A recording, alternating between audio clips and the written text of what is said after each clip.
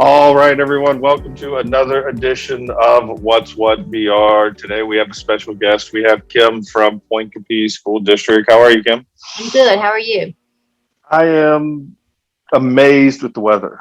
Yes. Like I walked outside yesterday and it was like 70 with zero humidity, it felt like. And I want to drag a desk outside and work. Yeah, it makes So a difference in everybody's atmosphere, how people want to work. We had our blinds open, doors open yesterday, so it changes your personality for sure. the coffee tasted better. Like I'm not even I do like iced coffee in the summer and regular coffee in the winter. And so I was like, I'm okay, I'm going to start switching to hot. So, Yes. There you go.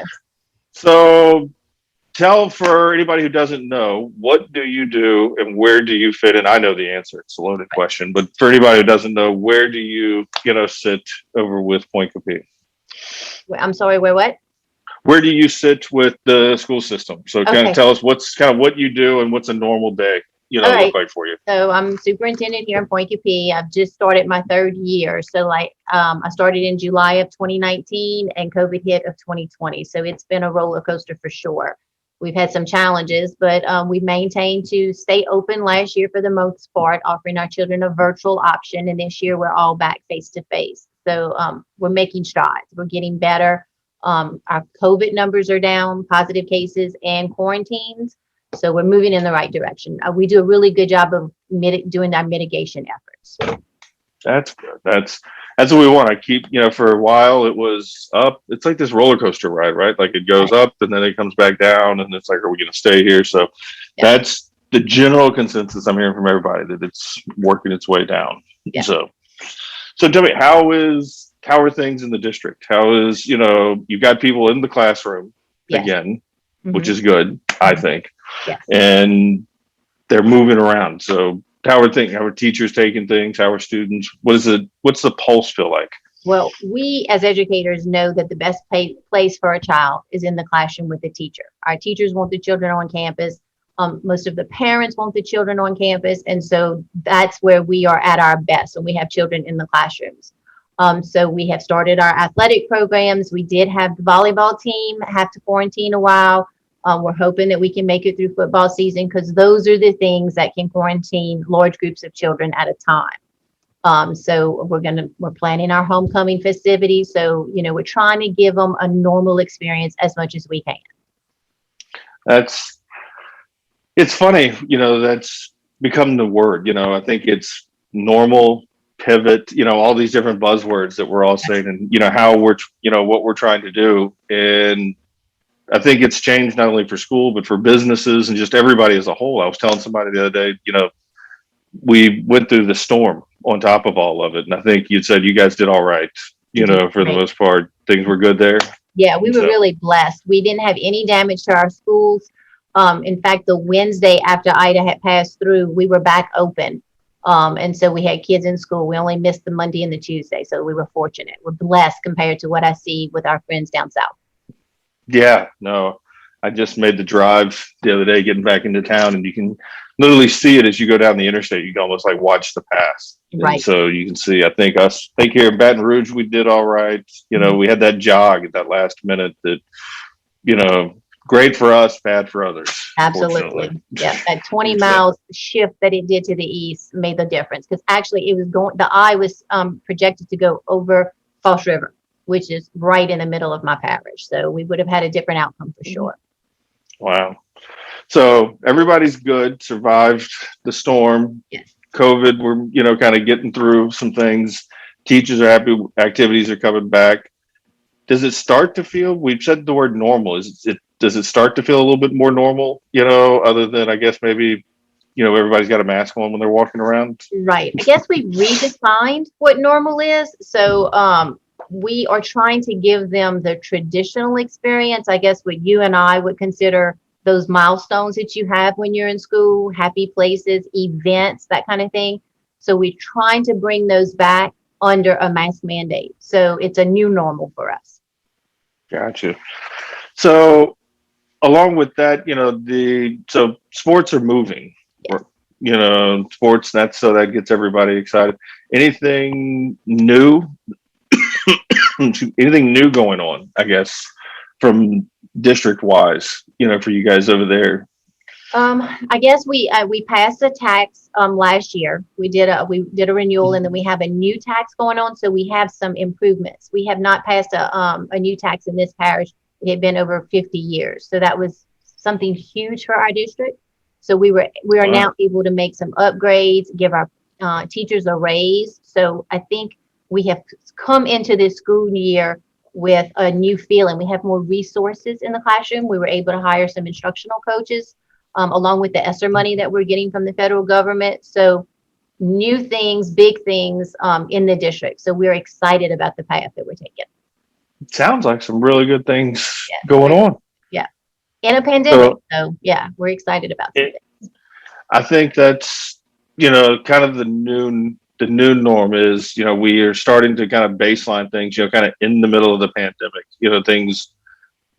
I think we've gotten through it. I don't want to say we've got through a pandemic, but I think we've all kind of figured out kind of how to adapt. And then Right. we've said, hey, these are the cards we're dealt, and this is how we're going to do it. And so things move forward, that way. That's been the discussion here. Like we have to figure it out. Like we can't just wait until it goes away. So, our business is educating children. We have to figure out how to do it. And virtual, we did the option, but it is just not the best option. It is best to have children in the classroom. The scores kind of reveal that. We knew it before any data that would prove what we thought. So just had to figure it out. Yeah, we've read a lot with some of the magazines that we're doing where they talk about the summer slide, and it's being called the COVID slide, that a lot of these kids have slipped back, and we're fighting not just to go back to normal, but also to kind of get them back to where they were so that we can go forward, Right. as We're going well. to see the effects of this, the loss of learning for years to come. Like you and I as a society, we will see the effects of this generation in years to come, this loss of learning, if we don't close the gap on it. Absolutely. Well, anything else happening in your neck of the woods? Well, we have one, I guess this is a positive and good things that are happening around the parish, but we did lose a teacher who has spent over 30 years of her career at Livonia High School, and she is actually a product of Livonia High School, born and raised here. Oh, wow. So yeah, so the school I know is the whole district is suffering, but especially that school. And so we want to definitely pay tribute to the what she has been to the community, not just the high school. She is a icon, a figure in the community. That's amazing. You said, went to Livonia and then also then spent another 30 years teaching. Yes. Is that the same physical building or did it move? Same physical building. I actually attended school with her. She's a few years older than me because I too am a product of Livonia High School. And so the former students that have come out with tributes to her, it is really overwhelming. Her name was Lucy Bowley, and she is just known in this area. She's one of those teachers that developed relationships, and she taught all the seniors that passed through Livonia High School. She was English 4 teacher. And so her mark is in generations. Wow, that's incredible. Yes. That's 50 years of walking the halls. Absolutely. Yes. And I think that's, I'd actually spoken to Wes Watts over in West Baton Rouge. Mm-hmm. Yes. He's superintendent over there, and he made a good point that as educators, we're constantly, well, not we, but you guys are constantly, teaching students and trying to help them, go out and be what they want to be. But so many times we never even throw teaching as an option. Right. It's like, do you want to go be a doctor? Do you want to be a lawyer? Do you want to do this? And there's not a lot of people that are going, the numbers are drastically down from what he was explaining to me. They are. And we've actually said that. I met with some professors at LSU, and we were like, y'all have to produce more graduates in education. And their response to that was, y'all have to send us more wanting to go into the profession. So we have changed the way we talk to our seniors too. Like this is a viable profession. Education is something that you need to look at. And so we've started that, talking to our high schoolers about this. And this is a perfect example. Like you don't know the impact that you make as an educator. And sadly to say, I guess, until you're gone, like I don't know that she knows the depth of the reach that she had. But we all now see it. Wow. Our thoughts and prayers go out to her and her family and everybody. I think everybody's got one or two teachers that made a difference. Yes. That they can all, everybody I think can probably find one or two. I know I've got one that was real instrumental for me that kind of put me back in line, Right. when I needed to get put in line. Yeah. So, well, that's sad, but at the same time, it's an amazing story. Yeah, it is. I mean, has really been such an asset to this community. And so as much as we will leave, she will never be able to be replaced. We will feel her loss. We will certainly celebrate her contributions. Absolutely. Well, anything else that we should talk about today? I know I tell everybody you got more important things to do than sit around and talk to me. All right. So. Well, it's school board meeting day. So yeah, we're a little bit busy today, but yeah, I enjoyed it. Thank you so much for having me.